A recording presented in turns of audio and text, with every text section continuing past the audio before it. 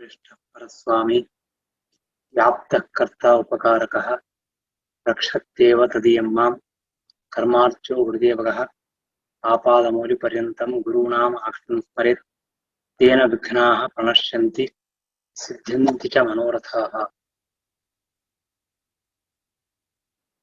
ಪರಮಾತ್ಮನ ಮಹಾತ್ಮ್ಯವನ್ನ ಶ್ರೀಮದ್ ಆಚಾರ್ಯರು ನಮಗೆ ತಿಳಿಸ್ತಾ ಇದ್ದಾರೆ.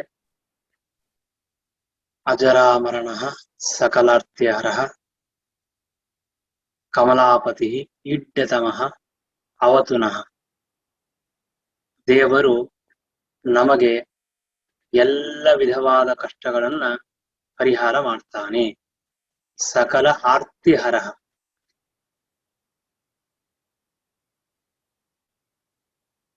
ತುಂಬಾ ವಿಚಿತ್ರವಾದ ದುಃಖಗಳು ಕಷ್ಟಗಳು ಮನುಷ್ಯನಿಗೆ ಈ ಜಗತ್ತಿನಲ್ಲಿ.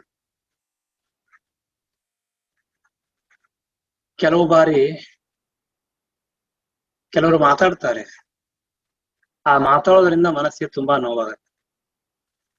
ಕೆಲವರು ಏನು ಮಾತಾಡೋದಿಲ್ಲ, ಮಾತಾಡದೆ ಇರೋದ್ರಿಂದ ನಮ್ಮ ಮನಸ್ಸಿಗೆ ನೋವಾಗತ್ತೆ.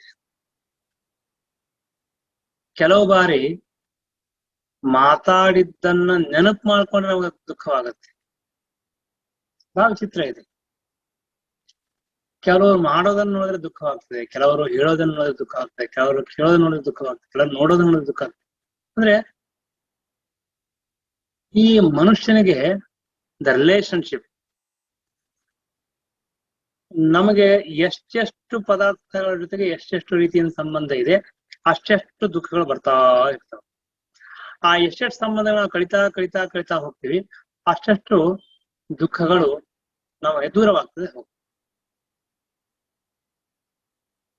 ಇದು ಅತ್ಯಂತ ನಿಶ್ಚಿತ ಇದೆ. ಒಬ್ಬ ಮನುಷ್ಯ ನಮಗೆ ಬೈದಾಗ ಹೋಗ್ಲಿ ಬಿಡು ಅಂದ್ಬಿಟ್ರೆ ನಮಗೇನ್ ದುಃಖ ಇಲ್ಲ, ಕಷ್ಟ ಇಲ್ಲ. ಅವನು ಹೇಗೆ ಬೈದ ನೋಡ್ಕೊಳ್ಳೋಣ ಅಂತಂದ್ರೆ ನಮಗೆ ಟೆನ್ಷನ್ ಸ್ಟಾರ್ಟ್ ಆಯ್ತು. ಹೀಗಾಗಿ ಪರಮಾತ್ಮ ಸಕಲಾರ್ತಿಹರ, ಈ ಜೀವರಾಶಿಗಳಿಗೆ ಎಷ್ಟು ರೀತಿಯಿಂದ ದುಃಖ ಬರುತ್ತೆ, ಎಷ್ಟು ರೀತಿಯಿಂದ ಶ್ರಮ ಆಗುತ್ತೆ, ಎಷ್ಟು ರೀತಿಯಿಂದ ಕಷ್ಟವಾಗುತ್ತೆ. ಒಬ್ಬನಿಗೆ ಚೇಂಜ್ 10 ರೂಪಾಯಿ ಕೊಡ್ಬೇಕು, 20 ರೂಪಾಯಿ ಕೊಡ್ಬೇಕು, ನಮ್ಮ ಹತ್ರ ಇಲ್ಲ ಅಂದ್ರೆ ಅವನು ಕೇಳೋದಿಲ್ಲ, ಕೊಡೋದಿಲ್ಲ. ಏನೋ ಒಂದು ಚಿಕ್ಕದಾದ ವಿಷಯ ಕಷ್ಟವಾಗುತ್ತೆ.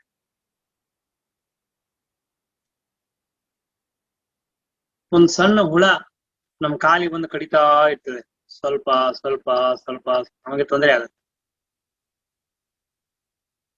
ಇದನ್ನೆಲ್ಲ ನಾನು ಯಾಕೆ ಬೇರೆ ಬೇರೆ ಬೇರೆ ಬೇರೆ ಆಂಗಲ್ ಅಲ್ಲಿ ನಿಮ್ಗೆ ದೃಷ್ಟಾಂತ ಕೊಡ್ತಾ ಇದ್ದೀನಿ ಅಂದ್ರೆ, ನಮಗೆ ಎಷ್ಟು ರೀತಿಯ ಇದೆಲ್ಲ ನಮಗನಿಸ್ತಾ ಇದೆ ದೊಡ್ಡ ಕಷ್ಟ ನೀವು ಕೇಳ್ಬೋದು. ಕಷ್ಟ ಅಂದ್ರೆ ನೀವ್ ಯಾವ್ದನ್ನ ಕಷ್ಟ ಅಂತ ತಿಳ್ಕೊತೀರಿ? ಏನ್ ನಮಗೆ ಕೋಟ್ಯಂತರ ಹಣ ಲಾಸ್ ಆದ್ರೆ ಮಾತ್ರ ಕಷ್ಟನಾ? ಹಾಗೇನಿಲ್ಲ. ಮನುಷ್ಯನ ಮನಸ್ಸಿಗೆ ಯಾವರಿಂದ ದುಃಖವಾಗತ್ತೆ ಅದೆಲ್ಲವೂ ಕೂಡ ನಮಗೆ ಬೇಡಾದದ್ದೇ ಅಲ್ಲ. ಅಂದ ಮೇಲೆ ಪ್ರತಿಯೊಂದನ್ನು ಕೂಡ ನಾವು ಸ್ವೀಕಾರ ಮಾಡಕ್ಕಾಗತ್ತೆ, ಯಾವುದೂ ಬಿಡ್ಲಿಕ್ಕಿಲ್ಲ. ನಾನು ಹೇಳ್ದಲ್ಲ, ಯಾವುದೇ ವಸ್ತುವನ್ನ ನಾವು ಯಾವ ರೀತಿಯಾಗಿ ನೋಡ್ತೀವಿ ಆ ರೀತಿಯ ನಮ್ಮ ರಿಯಾಕ್ಷನ್ ಆಗತ್ತೆ. ನಮ್ಮ ಸುಖ ಅಥವಾ ದುಃಖ. ಆದ್ರೆ ಜಗತ್ತಿನಲ್ಲಿ ನಾವು ಎಷ್ಟು ದುಃಖಗಳನ್ನ ನೋಡ್ತೇವೆ, ಅಷ್ಟೇ ರೀತಿಯ ಸುಖಗಳನ್ನ ಭಗವಂತ ಕೊಟ್ಟಿದ್ದಾನೆ. ಬಹಳ ವಿಚಿತ್ರ ಅದು. ಇದೆಲ್ಲ ಲೌಕಿಕ ಸುಖ. ಮತ್ತೆ ಪಾರಮಾರ್ಥಿಕವಾದ ಸುಖ ಒಂದಿದೆ, ಆಧ್ಯಾತ್ಮಿಕವಾದ ಸುಖ ಒಂದಿದೆ, ಅದು ಬೇರೆ. ಅದು ಇಲ್ಲಿ ಬರೋದು ಇಲ್ಲ, ಬಹಳ ಕಷ್ಟ ಅದನ್ನು ಅನುಭವಿಸೋದು. ಲೌಕಿಕವಾಗಿರತಕ್ಕಂತಹ ಏನು ಸುಖಗಳಿದೆ ಅದು ನಾನಾ ತರಹ ಇದೆ, ಲೌಕಿಕವಾದ ದುಃಖಗಳು ನಾನಾ ತರಹವಾಗಿದೆ. ಎಷ್ಟು ತರಹದ ದುಃಖಗಳನ್ನು ನಾವು ಜಗತ್ತು ನೋಡ್ತೇವೆ, ಅಷ್ಟೇ ತರಹ ಸುಖಗಳನ್ನು ಕೂಡ ನೋಡ್ತೇವೆ. ಅದೆಷ್ಟು ಸ್ವಲ್ಪ ದಿನ, ಸ್ವಲ್ಪ ಕಾಲ, ಸ್ವಲ್ಪ ಕ್ಷಣಕ್ಕೆ ಮಾತ್ರ ಜೊತೆ ಬರೋದೇ ಹೊರತಾಗಿ ಶಾಶ್ವತವಾಗಿ ಬರುವಂತಹದ್ದಲ್ಲ. ಸರ್ವಥಾ ಶಾಶ್ವತವಾಗಿ ಬರೋದಿಲ್ಲ ಅದು. 10 ನಿಮಿಷ ಇರುತ್ತೆ, 20 ನಿಮಿಷ ಇರ್ತದೆ, ಸ್ವಲ್ಪ ಕ್ಷಣ ಇರುತ್ತೆ. ಆ ಸ್ವಲ್ಪ ಕ್ಷಣ ಇರತಕ್ಕಂತಹದ್ದು ಕೂಡ ನಮಗೆ ತೊಂದರೆ ಕೊಡುತ್ತೆ, ಅಥವಾ ಸ್ವಲ್ಪ ಕ್ಷಣ ಇರ್ತಕ್ಕಂತಹದ್ದು ನಮಗೆ ಸುಖ ಕೊಡುತ್ತದೆ. ಎರಡೂ ಇದೆ. ಯಾರಿಗೂ ಸುಖ ಬೇಡ? ಎಲ್ಲರಿಗೂ ಸುಖ ಬೇಕು. ಹೀಗಾಗಿ ನಾವು ಅದರ ಬಗ್ಗೆ ಚಿಂತನೆ ಮಾಡೋದಿಲ್ಲ. ವಾಸ್ತವಿಕವಾಗಿ ನೋಡಿದ್ರೆ ಅಂತಹ ಸುಖವೂ ಕೂಡ ನಮಗೆ ಬೇಡ, ನಾವು ಬೇಕು ಬೇಕು ಅಂತ ಅಂತೀವಿ ನಾವು. ನನಗೆ ಮೇಲಿಂದ ಮೇಲೆ ಒಂದು ಆಶ್ಚರ್ಯಕರವಾಗಿರ್ತಕ್ಕಂತಹ ಒಂದು ಅನುಭವವನ್ನ ನಾವು ನೋಡ್ತಾ ಇರ್ತೇವೆ. ಏನು ಅಂತಂದ್ರೆ, ಯಾವುದೋ ಒಬ್ಬ ವ್ಯಕ್ತಿಗೆ ಜಸ್ಟ್ ಸುಮ್ನೆ ಒಂದು ಭಾರಿ ಕೆಲಸ ಮಾಡ್ಬಿಟ್ಟು ಹೀಗಂತಂದ್ರೆ ಅವನು ಎಷ್ಟು ಸಂತೋಷ ಆಗತ್ತೆ ಅಂದ್ರೆ ಭಾರಿ ಆಶ್ಚರ್ಯವಾಗತ್ತೆ. ಅಂದ್ರೆ ಅವನು ಮಾಡದೇ ಇದ್ರೂ ಕೂಡ ಅವನು ಮಾಡಿದ್ದು 1%, 2%, 5% ಇರ್ತದೆ. ನಾವು 100% ಮಾರ್ಕ್ಸ್ ಹಾಕಿ ಏನ್ ಮಾಡಿಬಿಟ್ಟಿ ಹಾಗಾಯ್ತು ಹೀಗಂತಂದ್ರೆ ಇಷ್ಟು ಅವನಿಗೆ ಸಂತೋಷವಾಗತ್ತೆ. ಹಿ ನೋಸ್ ವೆರಿ ವೆಲ್, ಏನ್ ಗೊತ್ತಿದೆ ನಾನು ಇಷ್ಟೆಲ್ಲ ಮಾಡ್ಲಿಲ್ಲ ಅಂತ ಚೆನ್ನಾಗಿ ಗೊತ್ತು. ಆದರೂ ಸಂತೋಷ ಮಾತ್ರ ಜಾಸ್ತಿ ಆಗತ್ತೆ. ಇದು ನಮ್ಮ ಭ್ರಾಂತಿ. ಇದು ಇದಕ್ಕೆ ವಿಪರೀತವಾಗಿ ನನ್ನ ದುಃಖನೂ ಬಹಳ ಕಡಿಮೆ ಇದೆ, ತಿಳ್ಕೊಳ್ಳೋದು ಮಾತ್ರ ಜಾಸ್ತಿ ತಿಳ್ಕೊಳ್ತೀನಿ. ಸ್ವಲ್ಪವಾದ ದುಃಖವನ್ನು ವಿಪರೀತವಾಗಿ ತಿಳ್ಕೊಳ್ತೇನೆ. ಸ್ವಲ್ಪ ದುಃಖ ಇರೋ ಸ್ವಲ್ಪ, ತಿಳ್ಕೊಳ್ಳೋದು ಜಾಸ್ತಿ. ಹೀಗಾಗಿ ಭಗವಂತ ನಮಗೆ ಸಕಲ ಆರ್ತಿಹರಃ, ಎಲ್ಲ ವಿಧವಾದ ದುಃಖಗಳನ್ನ ಪರಿಹಾರ ಮಾಡ್ತಾನೆ ಅಂದ್ರೆ ಮೋಕ್ಷವನ್ನೇ ಕೊಡ್ತಾನೆ. ಅದೇ ನಿಜವಾಗಿ ಸಕಲಾರ್ತಿಹರಃ. ಈಗ ನನಗೆ 2 ದಿನ 4 ದಿನ ಬಂದಿರತಕ್ಕಂತಹ ಕಷ್ಟಗಳನ್ನು ಪರಿಹಾರ ಮಾಡಿದ್ರೆ ಅದು ಸಕಲಾರ್ತಿಹರಃ ಅಲ್ಲ. ಅದು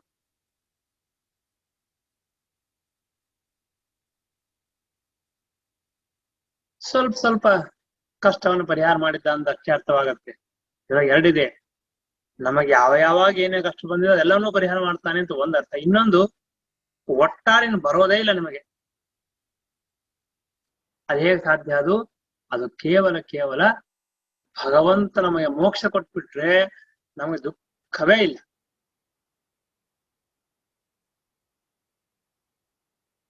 ಆರಾಮಾಗಿರ್ತೀವಿ. ದುಃಖ ಹೇಗೆ ಬರುತ್ತೆ ಅಂತ ಅನ್ನೋದು ಕೂಡ ಗೊತ್ತಾಗೋದಿಲ್ಲ ಅಲ್ಲಿ ಹೋದ್ಮೇಲೆ. ಜ್ಞಾನ ಇರೋದು ಬೇರೆ, ಅನುಭವ ಬರೋದಿಲ್ಲ. ಈ ತರಹದ ದುಃಖವನ್ನು ನಾಶ ಮಾಡುವಂತಹ ಶಕ್ತಿ ಭಗವಂತನಲ್ಲಿ ಉಂಟು.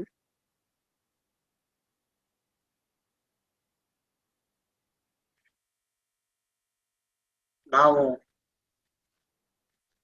ಅನೇಕ ವ್ಯಕ್ತಿಗಳನ್ನು ನೋಡಿ, ಜಗತ್ತೆಲ್ಲ ನೋಡಿ, ಪ್ರತಿ ಕ್ಷಣಕ್ಕೂ ಭಗವಂತ ನೆನೆಸಿಕೊಳ್ಳಿ, ಆ ಪರಮಾತ್ಮ ಎಷ್ಟು ರೀತಿಯಿಂದ ಎಷ್ಟು ಜನರಿಗೆ ಸಂತೋಷ ಕೊಟ್ಟಿದ್ದಾನೆ, ದುಃಖವನ್ನು ಪರಿಹಾರ ಮಾಡಿದ್ದಾನೆ ಅಂತ ನಾವು ನೋಡ್ಬೇಕು.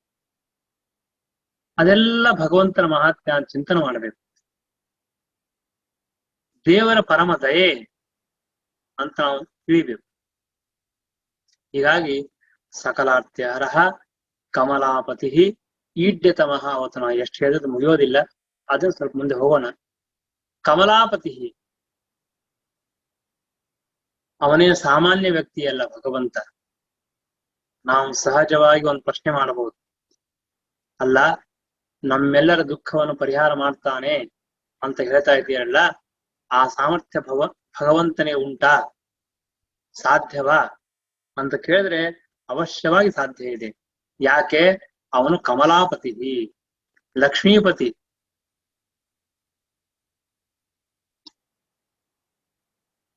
ಜಗತ್ತಿನಲ್ಲಿ ಒಂದು ಭ್ರಮೆ ಇದೆ, ಅಥವಾ ಒಂದು ಸ್ವಲ್ಪ ಪರ್ಸೆಂಟೇಜ್ ಸತ್ಯ ಅಂತ ತಿಳ್ಕೊಳ್ರಿ. ಹಣ ಇದ್ರೆ ಎಲ್ಲ ಕೆಲಸ ಆಗತ್ತೆ ಅಂತ ತಿಳ್ಕೊಳ್ತಾರೆ, ಹಣ ಇದ್ರೆ ಸುಖ ಅಂತ ತಿಳ್ಕೊಳ್ತಾರೆ, ಹಣ ದೊಡ್ಡದಾಗಿರ್ತಕ್ಕಂತಹ ಗೌರವ ಅಂತ ತಿಳ್ಕೊಳ್ತಾರೆ, ಹಣ ಇದ್ರೆ ಕುಲ ಅಂತ ತಿಳ್ಕೊಳ್ತಾರೆ, ಹಣ ಇದ್ರೆ ಮರ್ಯಾದೆ ಮಾಡ್ತಾರೆ, ಹಣ ಇದ್ರೆ ಸ್ತೋತ್ರ ಮಾಡ್ತಾರೆ.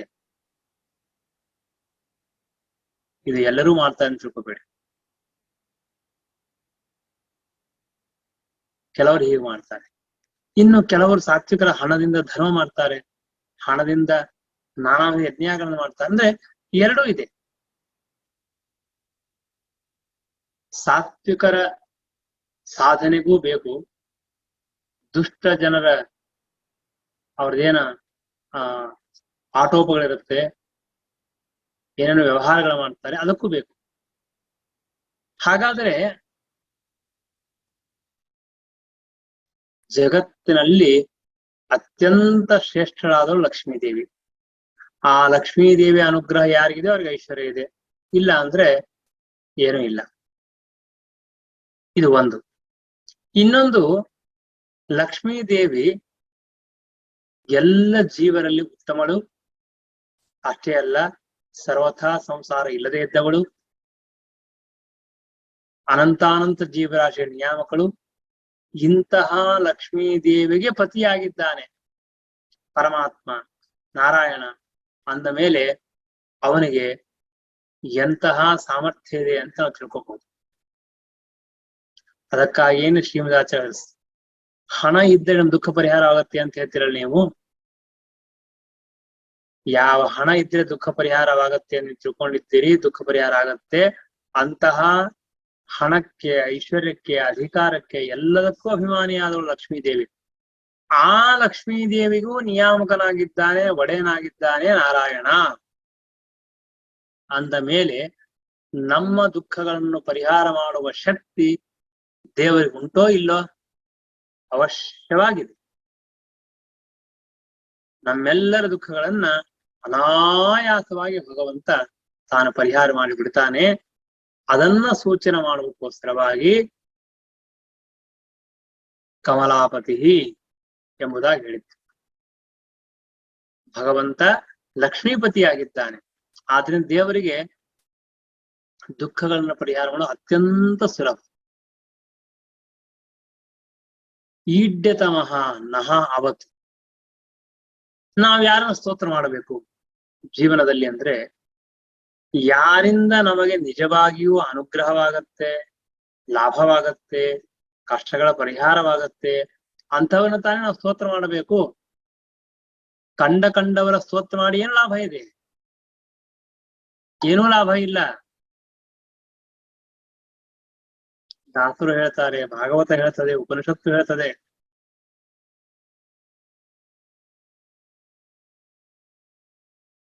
ನಮಗೇನಾದ್ರು ದುಃಖ ಇದ್ರೆ ದೇವರ ಹತ್ರ ಹೇಳಬೇಕು.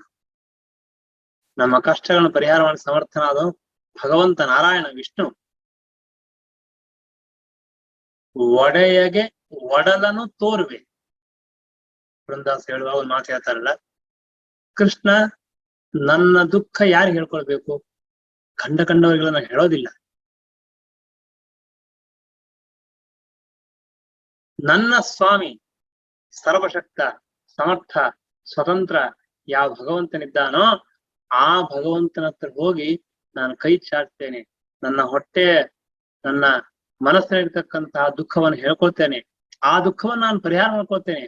ಆದರೆ ಏನೂ ಸಾಮರ್ಥ್ಯದ ಇರ್ತಕ್ಕಂತಹ ಕ್ಷುದ್ರರಾದ ಮಾನವರ ಹತ್ರ ಹೋಗಿ, ಕಂಡವರ ಹತ್ರ ಹೋಗಿ ಬೇಡಿ ಕಾಡಿ ನಾನು ಜೀವನ ನಡೆಸಬೇಕಾಗಿಲ್ಲ. ಯಾರೇ ಉಪಕಾರವೂ ನಮಗೆ ಬೇಕಾಗಿಲ್ಲ. ಶಾಸ್ತ್ರ ಹೇಳ್ತದೆ, ಮಾಗೃಧ ಕಸ್ಯ ಸಿದ್ಧನಂ. ಯಾರಿಂದಲೂ ಅಪೇಕ್ಷೆ ಮಾಡಬೇಡಿ. ಈಶಾವಾಸ್ಯಂ ಯತ್ಕಿಂಚ ಜಗತ್ತಾಂ ಜಗತ ತೇನ ತ್ಯಕ್ತೇನ ಭುಂಜೀತಾಹ. ಭಗವಂತ ಇದ್ದಾನೆ. ಯಾವ ಈ ಮಾನವ, ಯಾವ ಮನುಷ್ಯ ನಮ್ಮನ್ನು ಬದುಕಿಸ್ತಾನೆ? ಎಷ್ಟೋ ಜನಕ್ಕೆ ಭ್ರಾಂತಿ ಇರ್ತದೆ. ನಾನು ಕೆಲಸಕ್ಕೆ ಇಟ್ಕೊಂಡಿದ್ದೀನಿ, ನಾನು ಕೆಲಸ ಮಾಡಿದ್ರೆ ಬದುಕ್ತಾನಿದೆ ಇದ್ರೆ ಇಲ್ಲ, ನಾನು ಆಹಾರ ಕೊಟ್ಟರೆ ಬದುಕ್ತಾನಿದೆ ಇದ್ರೆ ಇಲ್ಲ.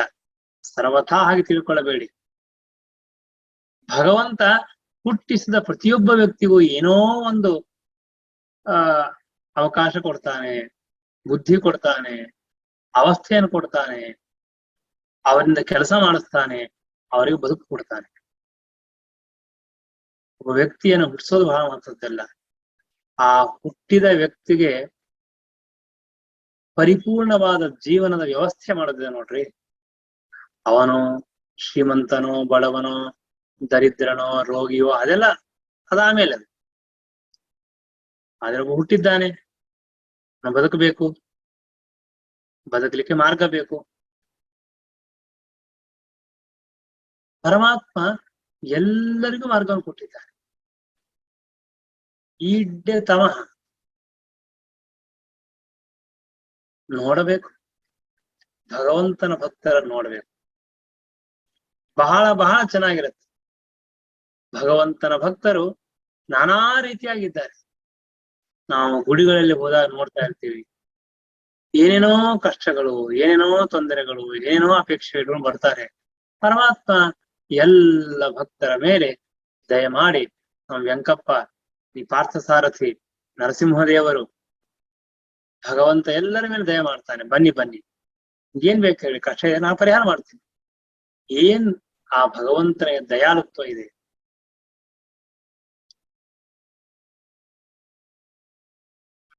ಶ್ರೀಮದ್ ಆಚಾರ್ಯಗಳು ಹೇಳ್ತಾರೆ, ಭಗವಂತ ಕಾದು ಕೂತಿರ್ತಾನಂತೆ, ನನ್ನ ಭಕ್ತರು ಬರ್ಲಿ ಕೇಳ್ರಿ, ಏನ್ ಬೇಕಾದ್ ಕೊಡ್ತೀನಿ ನಾನು. ಆದ್ರೆ ಒಂದೇ ಒಂದು ಬೇಕು, ಭಕ್ತಿ ಬೇಕು, ಭಗವಂತನ ಸ್ತೋತ್ರ ಮಾಡಬೇಕು. ಅಂದ್ರೆ ಹೀಗೆ ತಿಳ್ಕೊಳ್ಬೇಡಿ, ಭಗವಂತ ಸ್ತೋತ್ರ ಮಾಡಿದ್ರೆ ಹಿಗ್ಗಿ ಬಿಡ್ತಾನೆ, ಕಂಡದ್ದು ಕೊಡ್ತಾನೆ ಅಂತ. ಹಾಗೆಲ್ಲ ಅಲ್ಲ. ವಾಸ್ತವಿಕವಾಗಿ ಭಗವಂತನ ಮಹಾತ್ಮ ಇದೆ, ಭಗವಂತನಲ್ಲಿ ಗುಣಗಳಿದೆ, ಭಗವಂತನ ಶಕ್ತಿ ಇದೆ, ಸಾಮರ್ಥ್ಯ ಇದೆ, ಅನಂತ ವೇದಗಳು ಭಗವಂತನ ಮಹಾತ್ಮವನ್ನು ಹೇಳ್ತಾ ಇದೆ. ಇರುವ ಗುಣಗಳನ್ನ, ಇರುವ ಮಹಾತ್ಮ್ಯವನ್ನ ಸ್ತೋತ್ರ ಮಾಡಿದಾಗ ಸಂತೋಷ ಪಡದೆ ಇನ್ಯಾವಾಗ ಸಂತೋಷ ಪಡಬೇಕು? ಮನುಷ್ಯರಿಗೆ ಗುಣಗಳೇ ಇಲ್ಲ, ಸಾಮರ್ಥ್ಯವೂ ಇಲ್ಲ, ಸ್ತೋತ್ರ ಮಾಡಿದ್ರೆ ಹಿಗ್ತಾನೆ ಮನುಷ್ಯ. ಓಹೋ, ನನ್ನ ಸ್ತೋತ್ರ ಮಾಡಿದ, ನನಗೆ ಹಾಗೆ ಅಂತ ಹೇಳಿದ, ಹೀಗೆ ಅಂತ ಹೇಳಿದ. ಯಾವ ಪರಮಾತ್ಮನಿಗೆ, ನಾರಾಯಣನಿಗೆ ಬ್ರಹ್ಮಾ ದೇವತೆಗಳು ಬಂದು ಸ್ತೋತ್ರ ಮಾಡ್ತಾ ಇದ್ದಾರೆ, ವೇದಗಳೆಲ್ಲ ಸ್ತೋತ್ರ ಮಾಡ್ತಾರೆ, ಋಷಿಗಳೆಲ್ಲ ಸ್ತೋತ್ರ ಮಾಡ್ತಾರೆ, ದೇವತೆಗಳೆಲ್ಲ ಸ್ತೋತ್ರ ಮಾಡ್ತಾರೆ, ಅಖಂಡವಾಗಿ ಭಗವಂತನ ಸ್ತೋತ್ರ ಮಾಡ್ತಾ ಇರ್ತಾರೆ. ಅಂತಹ ಪರಮಾತ್ಮನಿಗೆ ನಾವು ಮಾಡುವ ಸ್ತೋತ್ರ ಬೇಕಾ? ದೇವರಿಗೆ ಬೇಕಾಗಿಲ್ಲ. ಆದರೂ ಈಡ್ಯತಮಃ ಭಗವಂತ ನಾವು ಮಾಡತಕ್ಕಂತಹ ಸ್ತೋತ್ರವನ್ನು ಕೇಳ್ತಾನೆ, ಆ ಸ್ತೋತ್ರಕ್ಕೆ ಅನುಗ್ರಹ ಮಾಡ್ತಾನೆ.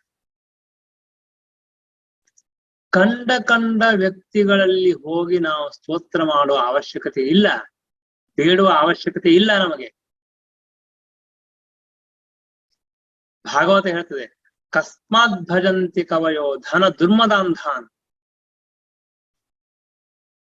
ಭಾಗವತ ಹೇಳ್ತದೆ, ಜ್ಞಾನಿಗಳಾದವರು ಯಾಕೆ ಕಂಡವರ ಹತ್ರ ಹೋಗಿ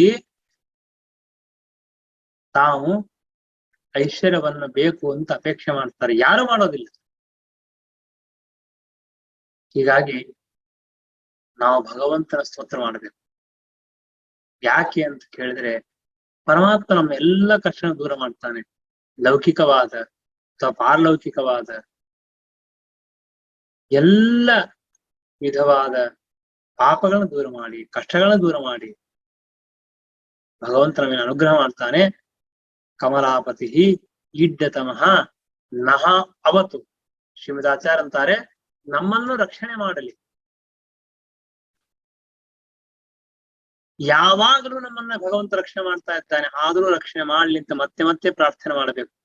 ಸದಾ ಅವತುನಃ, ಯಾವಾಗಲೂ ನಮ್ಮನ್ನು ರಕ್ಷಣೆ ಮಾಡ್ಲಿ, ಯಾವಾಗಲೂ ರಕ್ಷಣೆ ಮಾಡ್ಲಿ ಅಂತ ನಾವು ಪ್ರಾರ್ಥನೆ ಮಾಡ್ತಾ ಇರಬೇಕು. ನಾವು ಪ್ರಾರ್ಥನೆ ಮಾಡದೇ ಇದ್ರೆ ಭಗವಂತ ರಕ್ಷಣೆ ಮಾಡುವುದಿಲ್ಲ ಅಂತ ತಿಳ್ಕೊಳ್ಳಬೇಡಿ. ನಿಶ್ಚಿತವಾಗಿಯೂ ಭಗವಂತ ರಕ್ಷಣೆ ಮಾಡೇ ಮಾಡ್ತಾನೆ. ಆದರೆ ನಾವು ಪ್ರಾರ್ಥನೆ ಮಾಡಿದ್ದಕ್ಕೆ ವಿಶೇಷವಾಗಿ ಭಗವಂತ ಸಂತೋಷ ಪಡ್ತಾನೆ. ಓ ಭಕ್ತ ಪ್ರಾರ್ಥನೆ ಮಾಡಿದ, ಅನುಗ್ರಹ ಮಾಡೋಣ. ಇದು ಬಹಳ ವಿಚಿತ್ರವಾದ ಭಗವಂತನ ವ್ಯಾಪಾರ ಇದೆ. ಯಾಕೆ ಅಂದ್ರೆ, ಹಸಿವೆ ಇಲ್ಲದವನಿಗೆ ನೈವೇದ್ಯ ಮಾಡ್ತೀವಿ, ನೀರಡಿಕೆ ನೀರು ಕೊಡ್ತೀವಿ, ಹಾಲು ಕೊಡ್ತೀವಿ, ಎಲ್ಲ ವೈಭವ ಅಲಂಕಾರ ಮಾಡ್ತೀವಿ, ದೇವ್ರಿಗೆ ಏನೂ ಬೇಕಾಗಿಲ್ಲ. ಆದ್ರೂ ಭಗವಂತ ಎಲ್ಲ ಸ್ವೀಕಾರ ಮಾಡ್ತಾನೆ, ಎಲ್ಲ ಭಕ್ತರನ್ನು ಅನುಗ್ರಹ ಮಾಡ್ತಾನೆ, ಎಲ್ಲರನ್ನೂ ರಕ್ಷಣೆ ಮಾಡ್ತಾನೆ, ಎಲ್ಲರಿಂದಲೂ ಸ್ತುತ್ಯನಾಗಿದ್ದಾನೆ. ಹೀಗಾಗಿ ಕಮಲಾಪತಿ ಈಡ್ಯತಮಃ ನಹ ಅವತ್. ಲಕ್ಷ್ಮೀಪತಿಯಾಗಿರ್ತಕ್ಕಂತಹ ನಾರಾಯಣ ಎಲ್ಲರಿಂದಲೂ ಸ್ತುತ್ಯನಾದವನು. ಸ್ತುತ್ಯನಾದವನು ಮಾತ್ರ ಅಲ್ಲ, ಈಡ್ಯತಮಃ, ತಮ ಪ್ರತ್ಯಯ ಇದೆ. ಅಂದ್ರೆ ಏನರ್ಥ ಅಂದ್ರೆ ಸುಪರ್ಲೇಟಿವ್ ಅಂತ ನಾವು ಹೇಳ್ತೀವಲ್ಲ ಇಂಗ್ಲಿಷ್. ಹಾಗೆ ಸಂಸ್ಕೃತದಲ್ಲಿ ಈಡ್ಯ, ಈಡ್ಯತರ, ಈಡ್ಯತಮ ಅಂತ ಹೇಳೋದು. ಅಂದ್ರೆ ಸ್ತೋತ್ರ ಮಾಡಲು ಯೋಗ್ಯರಾದವರಲ್ಲಿ ಅತ್ಯಂತ ಶ್ರೇಷ್ಠನಾದವನು ಪರಮಾತ್ಮ ನಾರಾಯಣ. ನಮ್ಮ ದಾಸರು ಒಂದು ಹಾಡಿನಲ್ಲಿ ಹೇಳ್ತಾರೆ, ಭಾಗವತ, ನಮ್ಮ ನಾಲಿಗೆಯಿಂದ ಕಂಡವರು ಸ್ತೋತ್ರ ಮಾಡ್ತೀವಿ, ಯಾರ್ಯಾರನ್ನೋ ಸ್ತೋತ್ರ ಮಾಡ್ತೀವಿ, ಆದ್ರೆ ಗುಣಗಳೇ ಇರೋದಿಲ್ಲ. ಯಾಕೆ ನಮ್ ಕೆಲಸ ಆಗ್ಬೇಕು. ಎಷ್ಟು ವಿಚಿತ್ರ, ನಾವು ಎಷ್ಟೋ ಬಾರಿ ಕೇಳ್ತೇವೆ. ನಮ್ಮ ಎದುರಿಯೋ ವ್ಯಕ್ತಿ ಸ್ತೋತ್ರ ಮಾಡ್ತಾನೆ, ಜಸ್ಟ್ ಒಂದೇ ಒಂದ್ ನಿಮಿಷ ಆ ಕಡೆ ಬಂದು ಸುಮ್ನೆ ಹೇಳದೆ, ಅವನಿಗೆ ಪ್ಲೀಸ್ ಮಾಡೋ ಸಲುವಾಗಿ ಹೇಳದೆ, ವಾಸ್ತವಿಕವಾಗಿ ನನ್ನ ಮನಸ್ಸಿನಲ್ಲಿ ಇಲ್ಲ ಅಂತ ಡೈರೆಕ್ಟ್ ಆಗಿ ಬಂದು ಹೇಳ್ತಾರೆ. ಎಷ್ಟು ಮನುಷ್ಯನ ಈ ತರದ ವ್ಯವಹಾರ ಇದೆ. ಆದರೆ ಶ್ರೀಮದ್ ಆಚಾರ್ಯ ಹೇಳ್ತಾರೆ, ಭಗವಂತನ ವಿಷಯದಲ್ಲಿ ಹಾಗಲ್ಲ. ಪರಮಾತ್ಮ ವಾಸ್ತವಿಕವಾಗಿ ಗುಣಪೂರ್ಣನಾಗಿದ್ದಾನೆ, ಸ್ವತಂತ್ರನಾಗಿದ್ದಾನೆ, ಸರ್ವಶಕ್ತನಾಗಿದ್ದಾನೆ, ಸಮರ್ಥನಾಗಿದ್ದಾನೆ. ನಾವು ಮಾಡುವ ಎಲ್ಲ ಸೇವೆಯನ್ನ ಕಂಡು ಸಂತೋಷಪಟ್ಟು ಅನುಗ್ರಹ ಮಾಡ್ತಾನೆ. ಆದ್ರಿಂದ ಆ ಭಗವಂತನ ಸ್ತೋತ್ರ ಮಾಡಿ ಭಕ್ತಿ ಬಂಧನ ವಶಃ,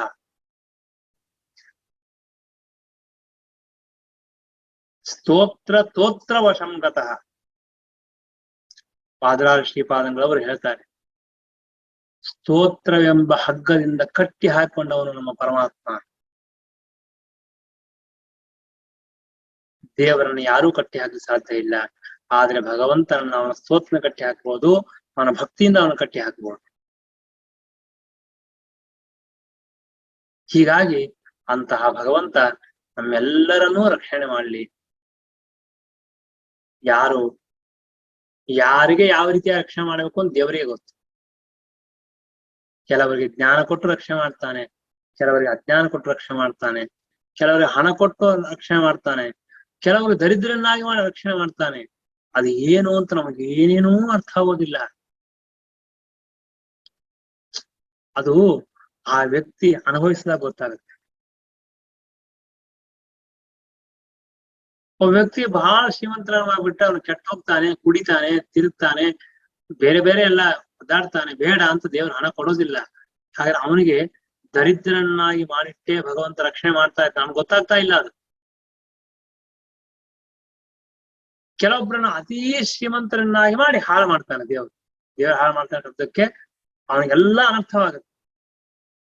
ಆದ್ರಿಂದ ಹಣದಿಂದ ಮಾತ್ರ ನಮ್ಮನ್ನು ರಕ್ಷಣೆ ಮಾಡ್ತಾನೆ ತಿಳ್ಕೊಬೇಡ್ರಿ. ದಾರಿದ್ರ್ಯದಿಂದಲೂ ರಕ್ಷಣೆ ಮಾಡ್ತಾನೆ, ಹಣ ಕೊಟ್ಟು ರಕ್ಷಣೆ ಮಾಡ್ತಾನೆ, ಅಧಿಕಾರ ಕೊಟ್ಟು ರಕ್ಷಣೆ ಮಾಡ್ತಾನೆ, ಅಧಿಕಾರ ಕಸಗೊಂಡು ರಕ್ಷಣೆ ಮಾಡ್ತಾನೆ. ದೇವರು ನಮ್ಮನ್ನು ರಕ್ಷಣೆ ಮಾಡ್ಲಿಕ್ಕೆ ನಾನಾ ವಿಧವಾಗಿರ್ತಕ್ಕಂತಹ ಸಾಧನ ಇಟ್ಕೊಂಡಿದ್ದಾನೆ. ಅಂತಹ ಭಗವಂತನ ಅನಂತವಾದ ಉಪಕಾರಕ್ಕೆ ನಾವೇನ್ ಮಾಡ್ಲಿಕ್ಕೆ ಸಾಧ್ಯ? ಏನ್ ಮಾಡ್ಲಿಕ್ಕೆ ಸಾಧ್ಯ ಇಲ್ಲ. ಭೂಯಿಷ್ಠಾಂತೆ ನಮ್ಮ ಮುಕ್ತಿ ವಿಧೇಯಮ ಎಂಬುದಾಗಿ ಆ ಭಗವಂತನ ನಮಸ್ಕಾರ ಮಾಡೋಣ. ಆ ಪರಮಾತ್ಮ ನಮ್ಮನ್ನು ರಕ್ಷಣೆ ಮಾಡ್ಲಿ. ಹರೇ ನಮಃ.